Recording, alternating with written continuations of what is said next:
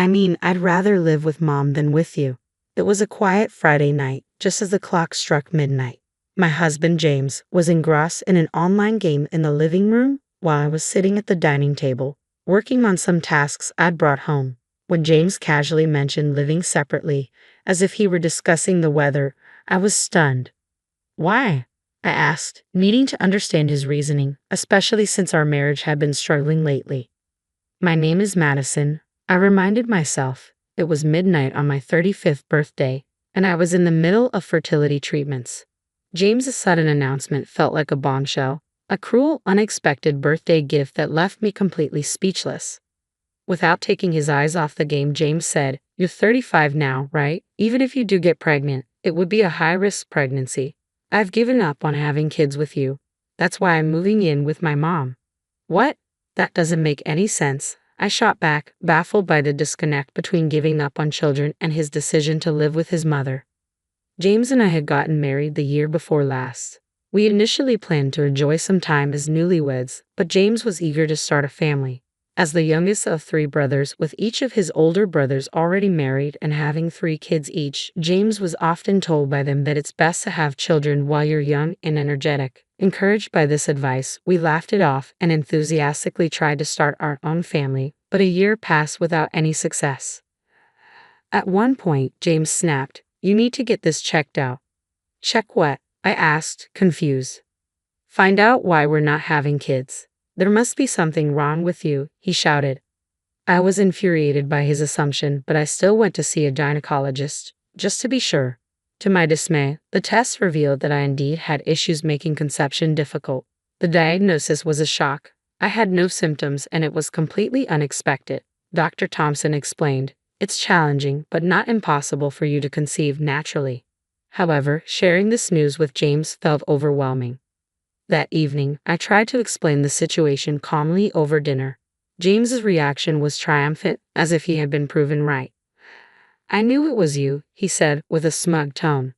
"But I can still get pregnant," I stammered, trying to defend myself. James glared at me with a cold expression.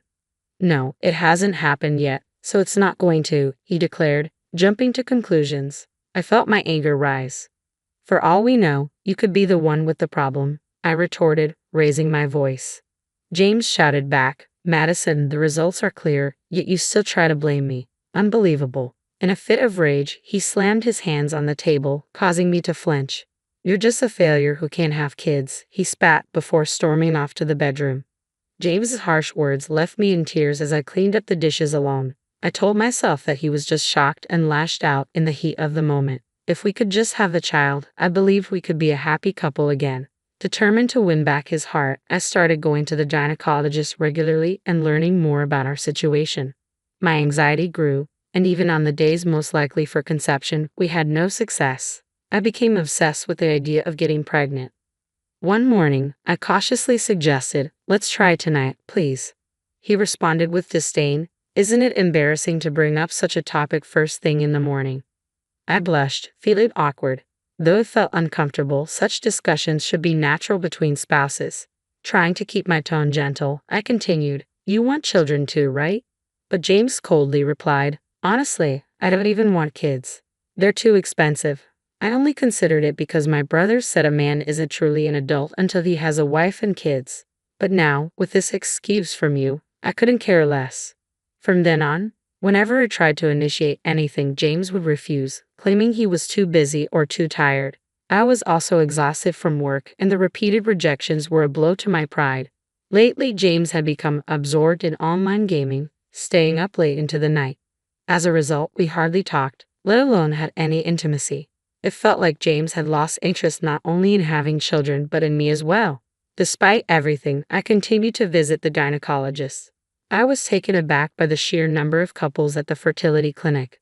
The place was always bustling, and even with an appointment, a 2 to 3 hour wait was common. It was somewhat comforting to see so many couples facing the same struggles, all doing their best. Occasionally, I'd see couples leaving the doctor's office with tears of joy streaming down their faces. The wives, with still flat bellies, would gently touch their stomachs while their husbands walked closely beside them.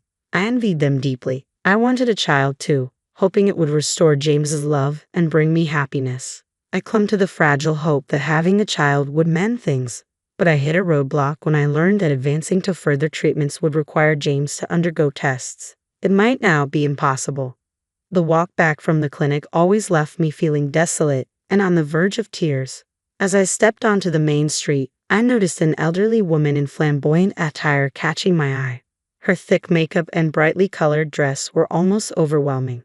Though I couldn't recall knowing anyone like her, she had an oddly familiar presence that momentarily distracted me from my tears.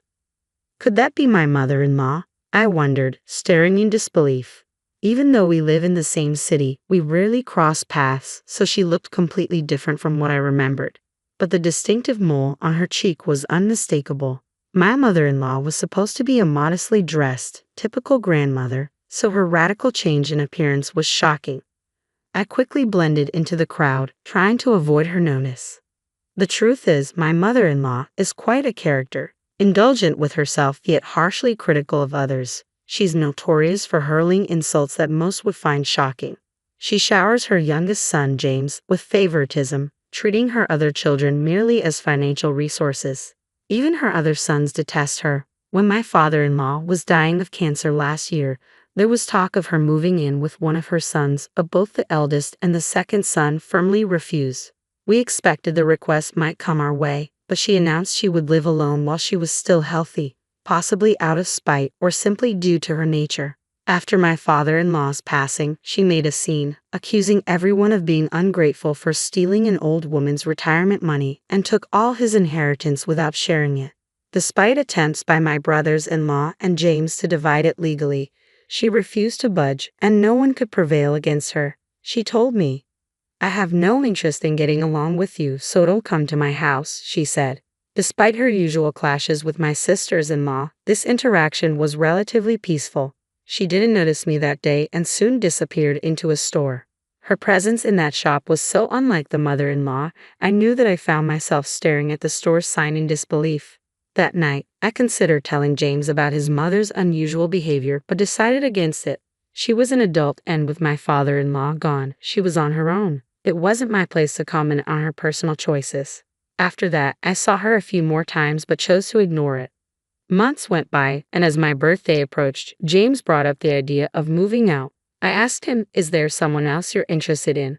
I wondered if his talk about his mother was just an excuse and if he was planning to remarry.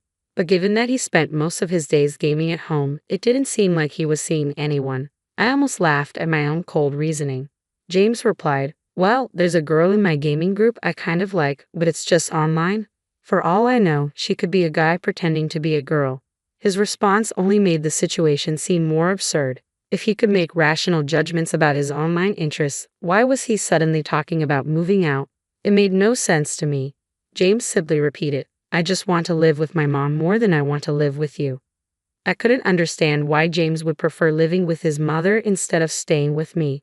"So, have you come to dislike me and lost your love for me?" I asked, my heart itching just to voice the question. It felt as though he no longer needed me, a wife who couldn't bear children. I braced myself for his response, trying to hold back my sadness. "Not really." "What?" James's nonchalant reply caught me off guard. "Like I said before, I don't care about having kids anymore. What we need is a different financial strategy." "Financial strategy?" I repeated, puzzled by his unexpected words. James nodded with a calm demeanor. "Yeah, it's about my mom's inheritance," he said, his tone serious. I was confused, struggling to see the connection. My brothers are greedy. They'll use any excuse, like having more kids, to claim a larger share of mom's inheritance. I won't let that happen. I was stunned by his blatant admission but kept my thoughts to myself. "But your mother is in great health. Isn't it premature to be discussing inheritance?"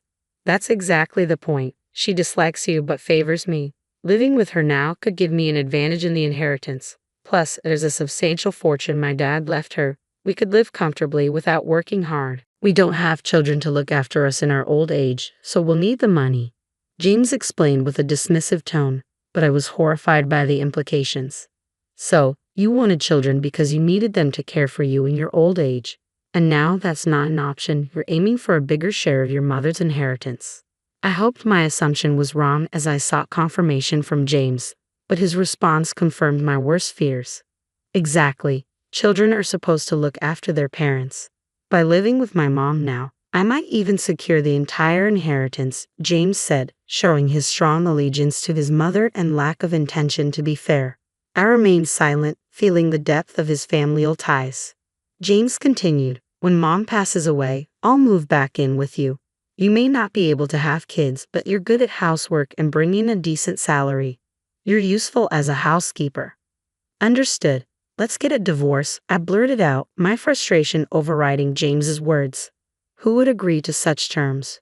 To live separately and then reunite later was an insult. I knew James, the pampered youngest son, had his flaws. But this selfish scheme was beyond forgiveness. I realized that staying with him would never bring me happiness. And at that moment, my love for James completely vanished. "Let's get a lawyer to divide our assets and finalize the divorce." Divorce? I never mentioned anything about divorcing. Just living separately is fine. Hiring a lawyer seems excessive, James said, suddenly flustered but seeming to reconsider. "No, you'll be better off as a single man too. I won't be satisfied unless everything is divided fairly and legally. Plus, having a third party involved will prevent any lingering issues, right?" James smirked. "Maybe you're right. If I get a large portion of mom's inheritance, I'll be set for the future and can remarry. Just don't regret this."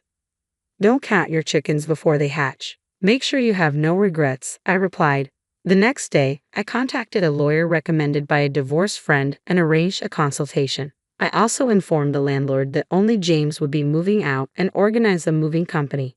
While making these arrangements, I overheard James on the phone with his mother saying, "I want to live with you and take care of you." I was astonished that he had proposed moving out before even discussing it with her. According to James, his mother was excited about the arrangement and had a few requests. As a result, the divorce preparations proceeded surprisingly smoothly. Originally, the assets were to be split evenly, but my skilled lawyer negotiated a better deal for me, securing 70% of the assets, including compensation. Given James's selfish reasons for our divorce, I decided not to hold back and claimed what I was entitled to. 3 days after our divorce was finalized, James returned to his family home. I was relaxing in my apartment when my phone rang. It was James and his voice was frantic. "Help me please, let's get married again. There's no inheritance. Mom spent it all on strippers. She's broke and deep in debt, and even the house is mortgaged." "Well, that's unfortunate. Your mom was really into those strip clubs," I said, struggling to suppress a chuckle. Just days earlier, I had seen my former mother-in-law heading into a strip club. Curious, I had checked the price list and was shocked by the figures. She had been frequenting the place for some time, clearly spending a fortune. With James becoming obsessed with online gaming and neglecting visits, she had fallen for a stripper and squandered not only my father-in-law's inheritance but also her own retirement savings, accumulating significant debt in the process.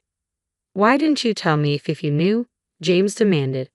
"I don't criticize personal hobbies. I never stopped you from gaming, did I?" I shot back. James hesitated, then tried to shift the topic. "She's asking me to take out loans in my name, but that's not feasible.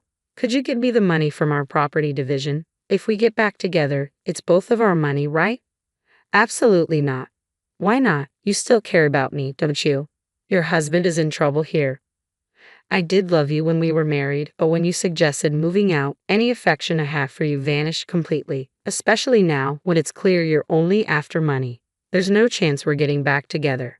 "But my mom's demanding that I give her all my salary. She says it's only natural for children to support their parents. She was always so kind to me alone." James whined pathetically, but his and his mother's entitlement, that they should come first and everyone else should cater to them, was something I had no desire to support.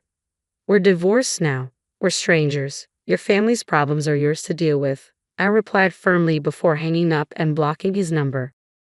I called my former sisters-in-law next. Although it had only been 3 days since the divorce, the urgency of the situation made it clear that waiting wasn't an option. I filled them in on the recent developments about my former mother-in-law and the details of the divorce. They expressed their sympathy and promised to deal with James. Soon after, my former brothers-in-law stormed into the family home, creating quite a scene. I heard about the commotion from one of my former sisters-in-law. After James' call, I decided to change the locks on my apartment for safety and made up my mind to move out. It felt like a complete break from the past. While searching for a new place, I discovered that the family home was up for sale. Though I could have inquired about James and his mother, I chose to focus on moving forward. I was ready to leave the past behind and start fresh. I'm now considering a pet-friendly apartment where I can enjoy a leisurely life with a cute cat.